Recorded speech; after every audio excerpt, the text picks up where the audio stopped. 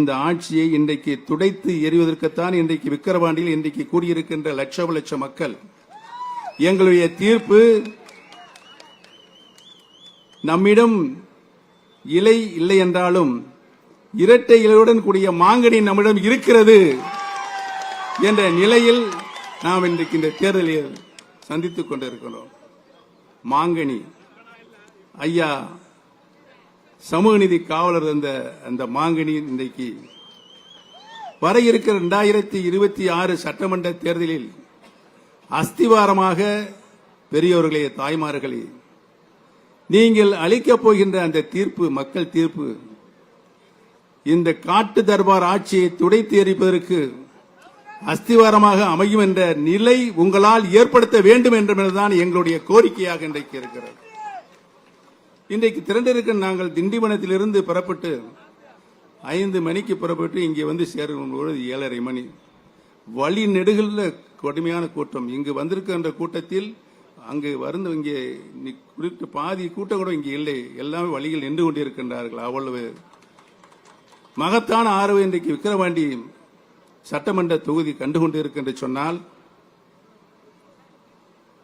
மாண்புமிகு அம்மாவுடைய நல்லாட்சியில் சமூக பாதுகாப்பு திட்டங்கள் மாண்புமிகு அம்மா அவர்கள் முன்னிலை கொடுத்து கிட்டத்தட்ட தமிழகத்தினுடைய சொந்த வருவாயில் 52% நிதியை அம்மா அவர்கள் ஏழை எளிய மக்கள், வாழ்க்கையில் அடித்தட்டு மக்கள் பயன்பெற வேண்டும் என்று சமூக நீதி பாதுகாப்பு திட்டங்களை தங்களுடைய நல்லாட்சியில் நிறைவேற்றினார் என்பது உங்களுக்கெல்லாம் நன்றாக தெரியும்.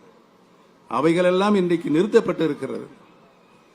நிறுத்தப்பட்டிருக்கின்ற அந்த திட்டம் மீண்டும் வருவதற்கு ஒரு அஸ்திவாரமாகத்தான் இந்த விக்கிரவாண்டி தேர்தல், இடைத்தேர்தல் நடைபெற்றுக் கொண்டிருக்கிறது என்பதையும், இம்மக்கள் இங்கு பணமா பாசமா என்ற கேள்விக்கு விடை கொடுக்கின்ற தேர்தலாக இந்த தேர்தல் ஒரு மாபெரும் வெற்றியை அண்ணன் சி அன்புமணி அவர்கள் இங்கு வெற்றி வேட்பாளராக, ஐயாவுடைய நல்லாசி பெற்ற வெற்றி வேட்பாளராக, அன்புமணி என்ற பெயர் உங்களுக்கு பரிச்சயமாக தமிழகம் மட்டுமல்ல இந்தியா முழுமைக்கும் நிறைந்திருக்கின்ற பெயர் என்பது நாம் அனைவரும் நன்றாகவே அறிவோம்.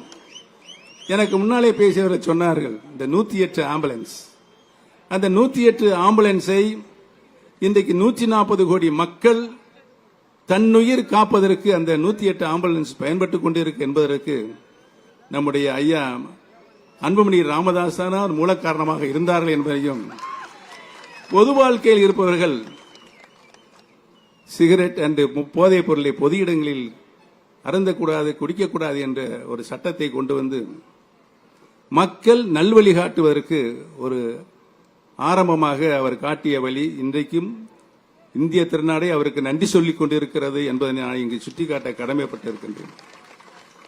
அந்த அன்பு தலைவர்கள் பாட்டாளி மக்கள் கட்சியின் சார்பாக இன்றைக்கு நம்முடைய தேசிய ஜனநாயக கூட்டணி சார்பாக வெற்றி வேட்பாளராக அண்ணன் திரு சி அன்புமணி அவர்களை வெற்றி வேட்பாளராக நிறுத்தியிருக்கின்றார்கள். அன்புமணி என்று பெயரை சொன்னால் அது ஒரு ராசியான பெயர் தான். ஆக அவர் உறுதியாக இந்த தேர்தலில் மாபெரும் வெற்றி அடைவார்கள் என்பதனை இங்கு கூடியிருக்கின்ற மக்கள் நீங்கள் காட்டுகின்ற மகிழ்ச்சியிலிருந்து தெரிகிறது.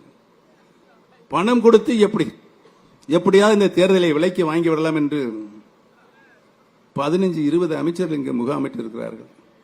கோடிக்கணக்கான பணத்தை கொண்டு வந்து இங்கு வந்து கொட்டி குவித்துக் கொண்டு எப்படியாவது வெற்றி பெற வேண்டும், ஆளுகின்ற பொறுப்பில் நாம் இருக்கின்றோம், இந்த தேர்தலில் தோல்வியடைந்தால் உறுதியாக மக்கள் நம்மளை ஓட அடுத்து வருகின்ற எந்த தேர்தலாக இருந்தாலும் விரட்டி அடிப்பார் என்ற சூழ்நிலை உருவாகும் என்று பய உணர்ச்சி இன்றைக்கு அவர்களுக்கு ஏற்பட்டிருக்கிறது. செய்திகளை உடனுக்குடனும் துல்லியமாகவும் தெரிந்து கொள்ள சப்ஸ்கிரைப் பண்ணுங்க.